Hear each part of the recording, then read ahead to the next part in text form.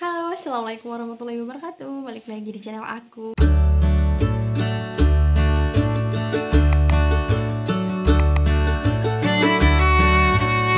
Jadi, apa kabar teman-teman semuanya? Semoga dalam keadaan sehat, dilancarkan rezekinya, dimudahkan segala urusannya, tentunya juga dalam lindungan Allah Subhanahu wa taala. Amin amin ya rabbal alamin.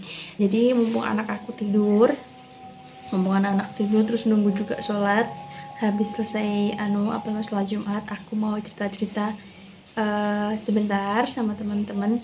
Sekalian juga nunggu suami aku pulang, soalnya suami aku hari ini pulang, sekarang masih di jalan mau menuju rumah. Sayur.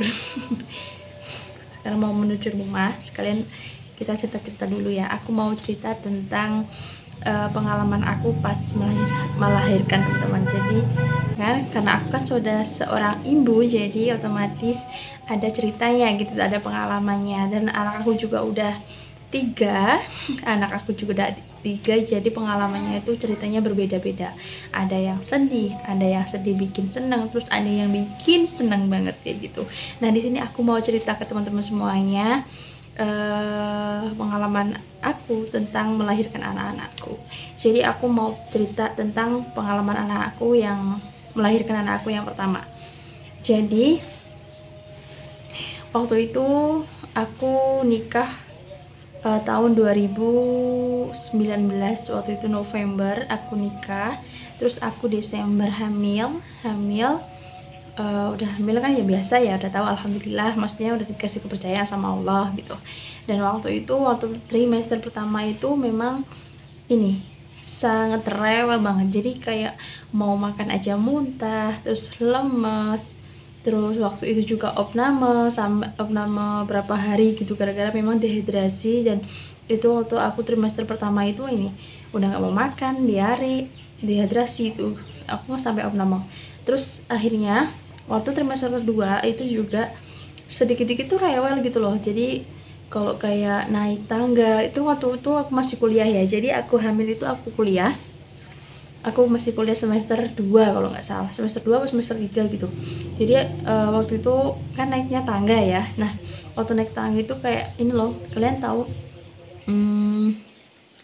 kalau orang Jawa bilangnya tuh turun beruk kayak gitu loh, kayak melorot pehnya kayak gitu, sakit banget. Waktu naik tangga itu masih sakit banget tuh perut.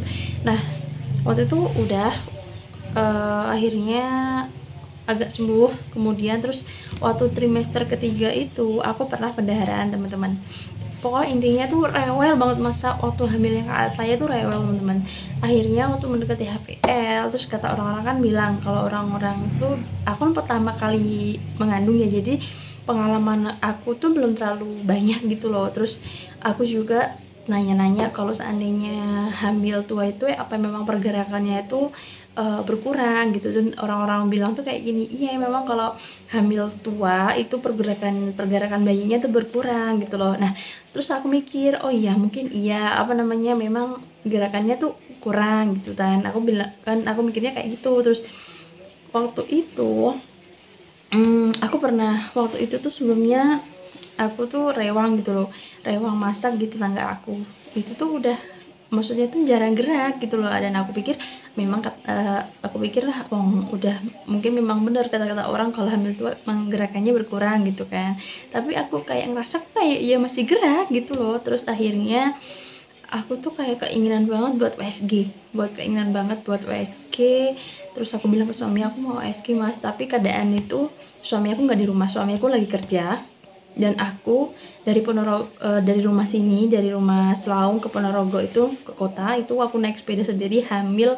Waktu itu hamil 9 bulan, udah gede banget sama ibu aku. Itu pokoknya tuh aku kayak pengen USG. Terus sebelum itu kayak ngimpi yang aneh-aneh gitu loh, ngimpi yang buruk-buruk kayak gitu. Terus akhirnya aku USG kan, aku kan di sana ngontrak ya, di Ponorogo tuh ada kontrakan. Terus akhirnya aku kan tidur semalam di kontrakan, besoknya baru USG sama ibu aku, diantar sama ibu aku. Nah, waktu itu sampai di sana, sampai di tempat USG, aku dapat antrian keberapa gitu. Akhirnya aku dipanggil, terus aku masuk sama ibu aku, kan didampingi sama ibu aku ya. Kalau setiap USG pasti didampingi suami, kalau enggak orang tua kayak gitu. Nah, waktu itu waktu SD gitu dokternya bilang gini, Mbak, usianya berapa bulan kayak gitu kan. 9 bulan dok, HPL-nya kapan? Tanggal 7 Agustus dok gitu. Terus pergerakannya gimana? Sebelumnya dokternya nanya gitu ya. Saya kira maksudnya masih dok gitu kan. Terus dokternya langsung bilang gini, mohon maaf ya mbak, ini kandungannya udah nggak ada detak jantungnya. Langsung itu aku tiba-tiba shock gitu kan, gimana sih hamil pertama, terus itu juga cucu yang diharapin gitu loh sama ya kakak aku, orang tua aku, suamiku gitu. Langsung shock, langsung pucat, nggak bisa ngomong apa-apa. Terus aku udah lemes, itu posisi aku udah lemes banget. Dan akhirnya habis itu udah bilang, terus aku keluar dibopong tuh sama ibu aku, disabarin, pokoknya dikasih sabar gitu pokoknya. Terus waktu itu udah nggak ketemu apa-apa, dan posisi itu tuh suami aku juga nggak di rumah, mbahku juga ada di rumah, masih kerja di Jakarta posisi itu. Jadi keinget kan. Terus posisi itu lagi di Jakarta, ibu aku telepon suami aku kalau seandainya aku anaknya itu udah nggak ada gitu, maksudnya udah nggak ada, maksudnya ya emang meninggal dalam kandungan. Dan akhirnya aku telepon mbakku ke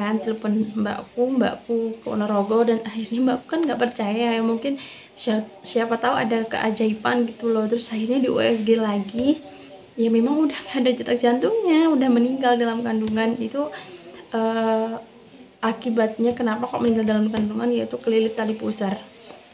Jadi kelilit tali pusar aku nggak tahu gitu kan, aku nggak tahu ya itu. Jadi memang dari awal kata orang kalau hamil tua itu pergerakannya berkurang, dan aku mikirnya ya itu pergerakannya tuh berkurang, alhasil memang udah nggak ada, udah kelilit tali pusar gitu gara-gara.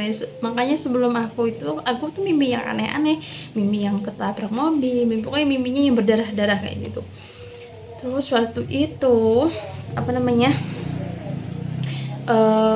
udah itu habis itu kan disaranin ya sama pihak rumah sakitnya,